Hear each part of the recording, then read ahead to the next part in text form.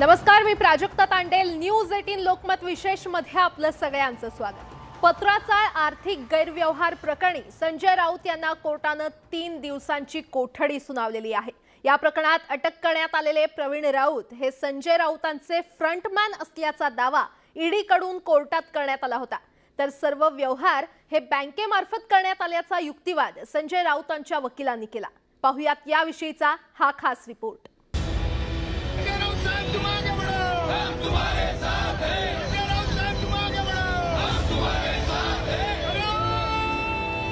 शिवसेनेचे खासदार संजय राऊत यांना ईडीनं अटक केल्यानंतर सोमवारी कोर्टात हजर करण्यात आलं होतं. यावेळेला कोर्टात दोन्ही बाजूंकडून जोरदार युक्तिवाद करण्यात आला. ईडीचे वकील हितेन वेणेगावकर यांनी युक्तिवाद करताना पत्राचाळ पुनर्विकास प्रकरणात आर्थिक गैरव्यवहार झाल्याचा आरोप केला. तसंच त्या गैरव्यवहारातील काही रक्कम संजय राऊतांना मिळाल्याचा दावा ईडीच्या वकिलांनी केला. प्रवीण राऊत हे पत्राचाळ पुनर्विकास प्रकल्पाचं काम पाहत होते. त्यांना HDIL ग्रुपकडून 112 कोटी रुपये मिळाले होते. त्यापैकी 1,06,44,000 रुपये संजय राऊतांच्या पत्नी वर्षा राऊत यांच्या खात्यात वळते करण्यात आलेले होते.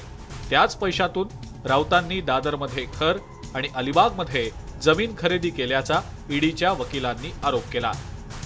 प्रवीण राऊत हे संजय राऊतांचे फ्रंटमॅन असून किहीममधल्या जमीन विक्रेत्यांचे काही मालमत्तांविषयी आपल्याकडे जबाब असल्याचा दावा ईडीच्या वकिलांनी केलाय.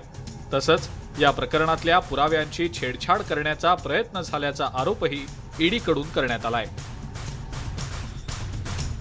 तुम्हाला चौकशी करायला कोणी मना केलं होतं, पण ज्या पद्धतीनं तुम्ही ही कारवाई करताय, या सगळ्या संस्थांचा वापर करताय, तेच मुळात लोकशाहीच्या मुळावर घाव घालणार आहे. संजय राऊत यांच्या वकिलांनी ईडीचे आरोप खोडून काढलेत. संजय राऊत यांच्या वतीनं अशोक मुंदर्गी यांनी युक्तिवाद केला. संजय राऊत यांना राजकीय हेतूनं अटक करण्यात आलेली असल्याचं मुंदर्गी यांनी सांगितलं. पत्राचाळ प्रकरणातील प्रमुख आरोपी प्रवीण राऊत यांना अटक करून अनेक महिने झाले असून या कालावधीत कारवाई का केली नाही असा सवाल मुंदर्गी यांनी केला. वर्षा राऊत यांना जे पैसे मिळाले ते पैसे थेट बँक खात्यात जमा करण्यात आलेले होते. गैरव्यवहाराचे पैसे असते तर ते बँक खात्यात जमा केले असते का असा सवालही राऊतांच्या वकिलांनी केला. दादरमधील घर आणि जमीन खरेदी करण्यासाठी कायदेशीररित्या रक्कम चुकती केल्याचं मुंदर्गी यांनी सांगितलं. दोन्ही बाजूंच्या युक्तिवादानंतर कोर्टानं संजय राऊतांना 3 दिवसांची ईडी कोठडी सुनावली आहे. राजकीय हेतूने ही कारवाई आहे, ही पॉलिटिकल आहे. माननीय पक्षप्रमुख उद्धवसाहेब ठाकरे यांना कुठेतरी कमजोर करायचं आहे म्हणून संजय राऊतांना आत टाकून त्यांची शक्ती ताकद उद्धवजींची कमी करायची आहे. परंतु आशाने आपल्याला माहिती आहे संपूर्ण महाराष्ट्रामध्ये घराघरामध्ये संजय राऊत होईल आणि शिवसेना मजबूत परत एकदा या महाराष्ट्रामध्ये निर्माण होईल. संजय राऊत हे निर्दोष असल्याचा दावा त्यांच्या कुटुंबाकडून करण्यात आलेला आहे. मात्र ईडीनं कोर्टात संजय राऊतांवर गंभीर आरोप केलेत. त्यामुळे आगामी काळात ईडीच्या तपासात नवीन माहिती उघड होण्याची शक्यता नाकारता येत नाही. Bureau report, news 18 Lokmat. Shiv Sena खासदार संजय राऊतांच्या घरातून ईडीनं 11 लाख रुपयांची रोकड जप्त केली. त्यापैकी 10 लाख रुपयांची रोकड असलेल्या पाकिटांवर एकनाथ शिंदे अयोध्या दौरा असा उल्लेख असल्याचं आढळून आलंय. त्यामुळे नव्या चर्चेला आता तोंड फुटलेलं आहे. पाहुयात. ती 11 लाखांची रोकड कुणाची? संजय राऊतांच्या घरात सापडली रोकड. रकमेवरील त्या उल्लेखामुळे चर्चा. ईडीकडून ती रक्कम जप्त. शिवसेनेचे खासदार संजय राऊत यांना रविवारी ईडीनं अटक केली आहे. त्यापूर्वी ईडीच्या पथकानं छापा मारून राऊतांच्या घरातून 11 लाखांची रोकड सुद्धा जप्त केली. मात्र त्या रकमेवरून आता नव्या चर्चेला तोंड फुटलंय. ईडीने संजय राऊत यांच्या घरातून जप्त केलेल्या 11 लाखांच्या रकमेपैकी 10 लाख रुपयांची रोकड असलेल्या पाकिटावर एकनाथ शिंदे अयोध्या दौरा असा उल्लेख असल्याचं आढळून आलंय. त्यामुळेच या रकमेशी मुख्यमंत्री एकनाथ शिंदे यांचा काही संबंध आहे का याविषयीची चर्चा सुरू झाली आहे. खरं तर जून महिन्यात युवा सेना प्रमुख आदित्य ठाकरे अयोध्या दौऱ्यावर गेले होते. विशेष म्हणजे त्या दौऱ्यात एकनाथ शिंदे आणि संजय राऊतही सहभागी झाले।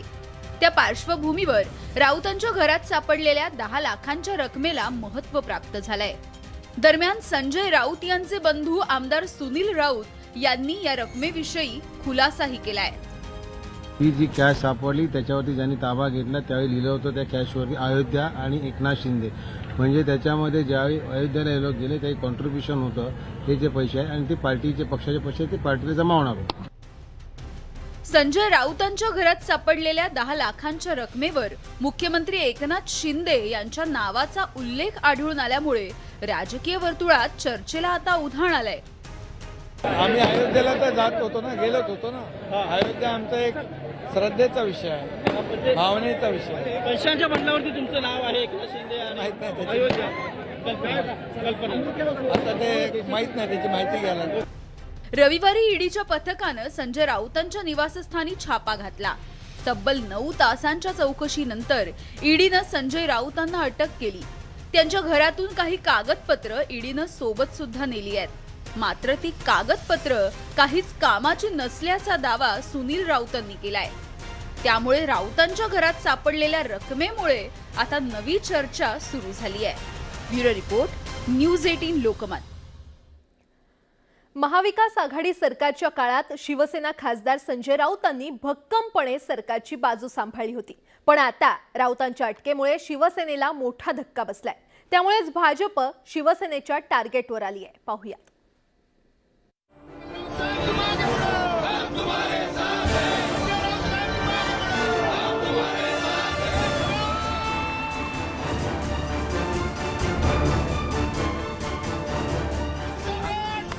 शिवसेना नेते संजय राऊतांच्या अटकेमुळे शिवसेना चांगलीच आक्रमक झाली आहे। शिवसेना पक्षप्रमुख उद्धव ठाकरेंनी पत्रकार परिषद घेऊन भाजपवर जोरदार हल्लाबोल केला। विरोधकांना संपवण्याचा भाजपचा डाव असल्याची टीका उद्धव ठाकरेंनी केली आहे। दुसरं महायुद्ध जेव्हा पेटलेलं होतं त्यावेळेला हिटलर जोरात होता, तशी परिस्थिती आज आपल्या देशात व्हायला लागलेली आहे की विरोधात जर का कोण बोललं तर त्याला वाटेल ते करून अडकवायचंच, आणि तो बऱ्या बोलाने म्हणजे दमदाटी आणि लोभ दाखवून जर का शरण आला नाही तर त्याला अडकवून टाकायचं। ठीक आहे, न्यायदेवतेवरती आमचा विश्वास आहेच, घृणा वाटायला लागलेली या राजकारण्यांची, एक दिलदारपणा पाहिजे। रविवारी ईडीच्या पथकानं संजय राऊतांच्या घरी छापा मारून 8 तासांच्या चौकशीनंतर त्यांना अटक केली।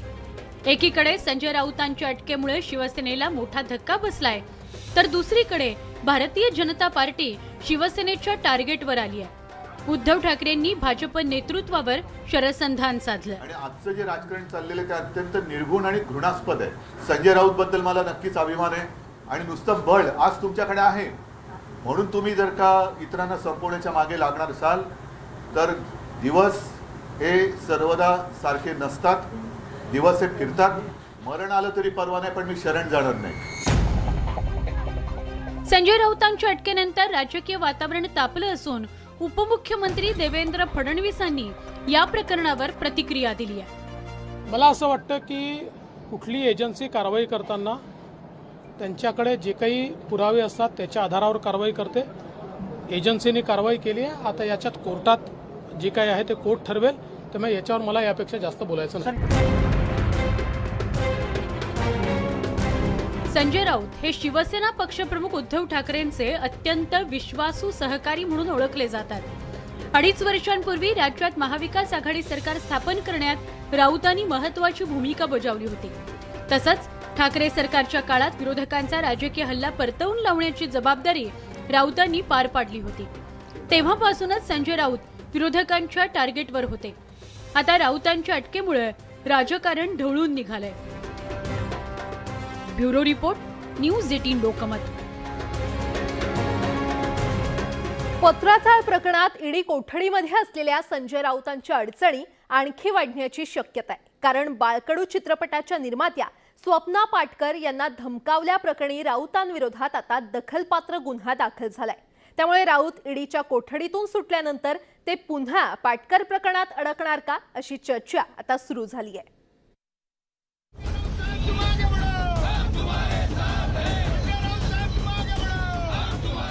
शिवसेनेचे नेते संजय राऊत यांच्या अडचणीत भर पडतीये. चित्रपट निर्मात्या स्वप्ना पाटकर यांना धमकावल्याप्रकरणी संजय राऊत यांच्या विरोधात गुन्हा दाखल करण्यात आलाय. स्वप्ना पाटकर यांच्या तक्रारीनंतर मुंबईतल्या वाकोला पोलीस ठाण्यात त्यांच्या विरोधात गुन्हा दाखल करण्यात आलाय. संजय राऊतांविरोधात कलम 504 एखाद्याला संताप येईल या हेतूनं अपमानित करणे, कलम 506 अन्यायाची धमकी देणे, कलम 509 महिलांच्या प्रतिष्ठेला धक्का पोहोचवण्याच्या उद्देशानं शब्द वापरणे ही कलमं लागू करण्यात आली आहेत.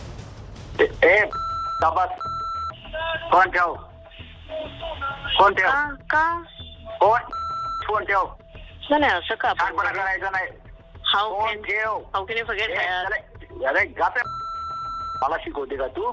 संजय राऊत यांनी स्वप्ना पाटकर यांना दिलेल्या धमकीचा कथित ऑडिओ काही दिवसांपूर्वीच व्हायरल झाला होता. करून ठेव, रेकॉर्ड कर आणि पोलिसात घेऊन जा. तुला दादीला जा. आय एम नॉट यू ना. बोलतो मला माझी कॉलर पकडे लायकी आहे का तुझी? आहे. हे फोनवरील संभाषण 22 नोव्हेंबर 2016चं असल्याचं स्वप्ना पाटकर यांनी आपल्या तक्रारीत म्हटलंय. खरं तर 2007 पासूनच संजय राऊत यांच्याशी स्वप्ना पाटकर या कुटुंबियाचा परिचय होता. 2007 ते 2016 दरम्यान झालेल्या या वादाच्या अनेक गोष्टींचा उल्लेख सुद्धा त्यांनी या तक्रारीत केलेला आहे. एकंदरीतच स्वप्ना पाटकर यांनी राऊतांवर धमकावणे, अपमानित करणे आणि विनयभंग करण्याच्या हेतूने शब्दांचा वापर करणे असे अनेक गंभीर आरोप केले आहेत. या प्रकरणी वाकोला पोलीस ठाण्यात राऊतांविरोधात दखलपात्र गुन्हाही दाखल करण्यात आलाय. त्यामुळे संजय राऊत ईडी कोठडीतून सुटले तरी त्यांच्या मागील कारवाईचं सत्र सुरूच राहण्याची शक्यता आहे. Bureau report, news 18 Lokmat. शिवसेनेचे प्रवक्ते आणि खासदार संजय राऊत यांना अटक झाल्यानंतर मुख्यमंत्री एकनाथ शिंदे यांनी भोंगा बंद झाला अशा शब्दात टोला लगावलेला आहे. तर संजय राऊतांचे बंधू तथा आमदार सुनील राऊतांनी देखील मुख्यमंत्र्यांना जोरदार प्रत्युत्तर दिलंय. पाहुयात एक रिपोर्ट.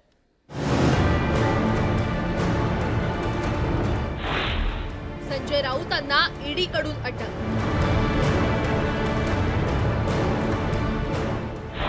मुख्यमंत्री एकनाथ शिंदेंनी लगावला टोला. भर सभेत मुख्यमंत्र्यांनी सुनावलं.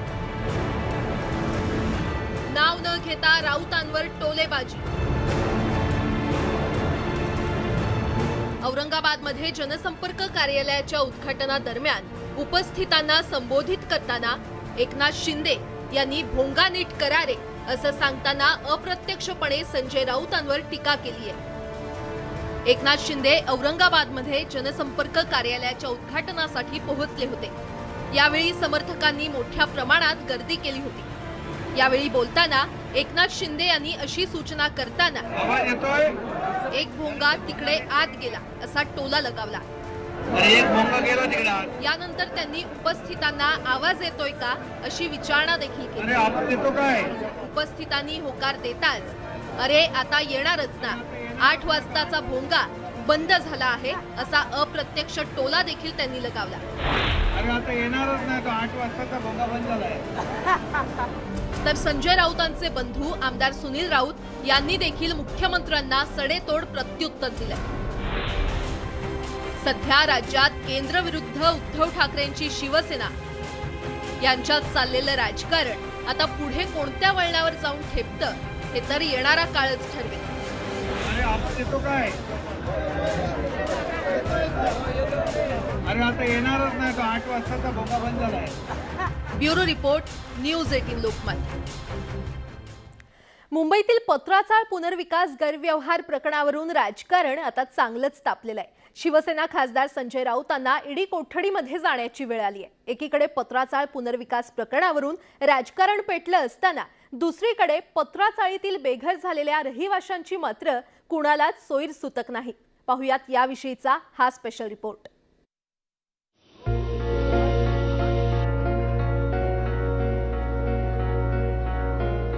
गेल्या 1 तपाहून अधिक काळ पुनर्विकासाच्या प्रतीक्षेत असलेली मी दुर्दैवी पत्राचाळ. खरं तर माझा पुनर्विकास होईल आणि इथे राहणाऱ्या माझ्या चाळकऱ्यांना पुनर्विकासामध्ये फ्लॅट मिळतील अशी माझी धारणा होती. पण घडलं काही वेगळंच. बिल्डर आणि राजकारण्यांच्या कथित साट्यालोट्यामुळे गेल्या 14 वर्षांपासून माझा पुनर्विकास रखडलाय. आम्हाला काय नको, आम्हाला आमचा रूम द्या. ही शांताबाई सोनावणे माझ्या या दुर्दशेची साक्षीदार आहे.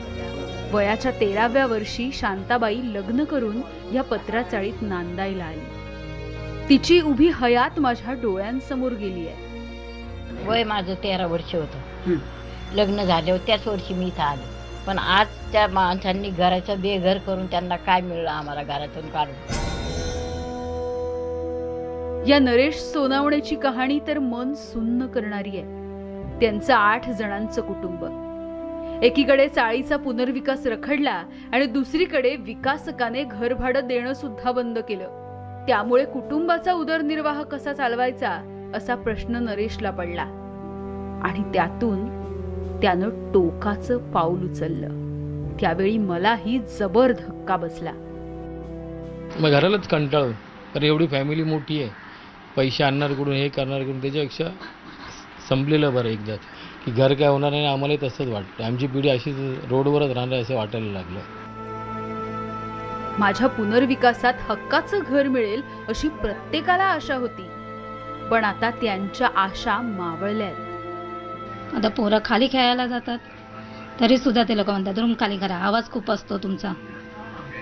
काय करायचं, आपलं स्वतःचं घर असतं तर असं बोलले नसते लोक की रूम खाली करा तुम्ही लोक. खरं तर मुंबईच्या गोरेगाव पश्चिमेला असलेल्या 47 एकर क्षेत्रावर माझं जग होतं. तिथे एकेकाळी 772 कुटुंब गुण्या गोविंदानं राहायची. मात्र 2008 मध्ये म्हाडानं माझ्या पुनर्विकासाची योजना आखली.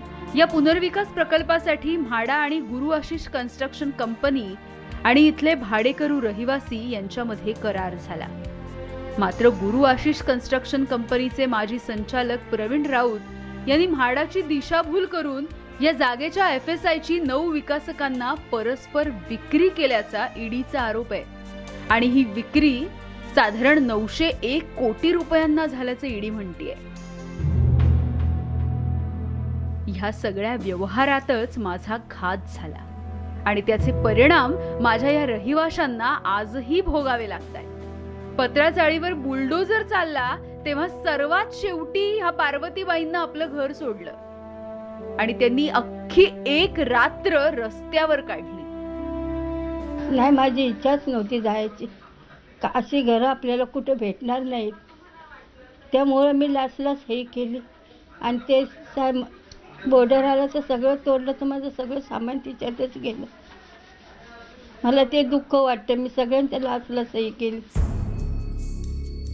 या भंडारीबाईंच्या मुलीचं इथे घर होतं, पण आता आपलं घर कधी मिळणार याच्याकडे त्यांच्या नजरा लागून राहिल्यात. एखाद्या काय एकदा इथं नवरा पण कामाला नाही, आज आपला फिरता या करताना बसता आणि तिला तिथं ते प्रायव्हेट मध्ये 10,000 मध्ये काय करणार. या अर्धा भाडा तो दीर भरतो आणि अर्धाही भरतात. काय करायचा, गाय गरिबाच्या पोटावर पाय की नाही.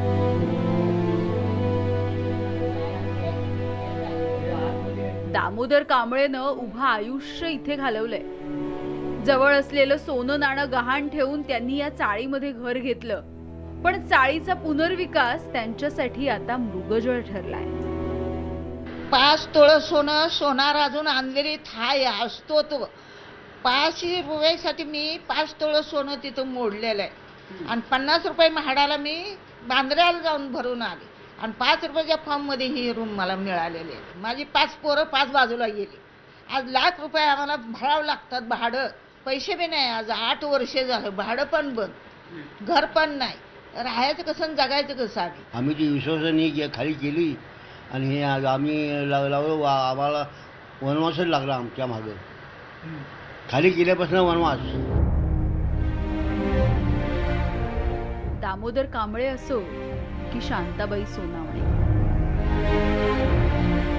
एकेकाळी माझ्या आधाराने इथे राहत असलेल्या 750 कुटुंबाची पुनर्विकासाच्या नावाखाली पुरती दैना झाली आहे. ही सगळी कुटुंब देशोधडीला लागली आहेत, कारण माझा त्यांना असणारा आधारच काढून घेण्यात आलाय.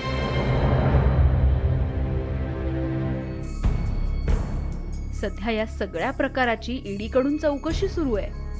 बिल्डर आणि राजकारण्यांवरती कारवाईचा बडगा सुद्धा उगारला गेलाय. मात्र माझा रखडलेला पुनर्विकास आणि इथल्या रहिवाशांचं काय, त्याच्याकडे मात्र कोणाचंच लक्ष नाही. आणि सरकारला सुद्धा त्याचं काही सोयर सुतक नाही, कारण इथल्या राजकारण्यांना केवळ आपलीच पोळी भाजून घ्यायची आहे. मी पत्राचाळ बोलते. प्रणाली कापसेसह bureau report, news 18 Lokmat, Mumbai. देशातील सर्व पक्ष संपणार, फक्त भाजपच राहणार असं विधान भाजप अध्यक्ष जे.पी. नड्डा यांनी केलेलं आहे. आपण जर आपल्या विचारधारेवर चालत राहिलो तर देशातील सर्व प्रादेशिक पक्ष संपतील असं ते म्हणालेत. तर शिवसेना पक्षप्रमुख उद्धव ठाकरेंनी देखील नड्डांना जोरदार प्रत्युत्तर दिलंय. पाहुयात त्यावरचाच हा स्पेशल रिपोर्ट. देशातील सर्व पक्ष संपणार, फक्त भाजपच राहणार. शिवसेना संपत आलेला पक्ष. भाजपाध्यक्षांचं खळबळजनक वक्तव्य. भाजप प्रादेशिक पक्ष चिरडून टाकतंय. देशात हुकुमशाही सुरू आहे. उद्धव ठाकरेंचं जोरदार प्रत्युत्तर.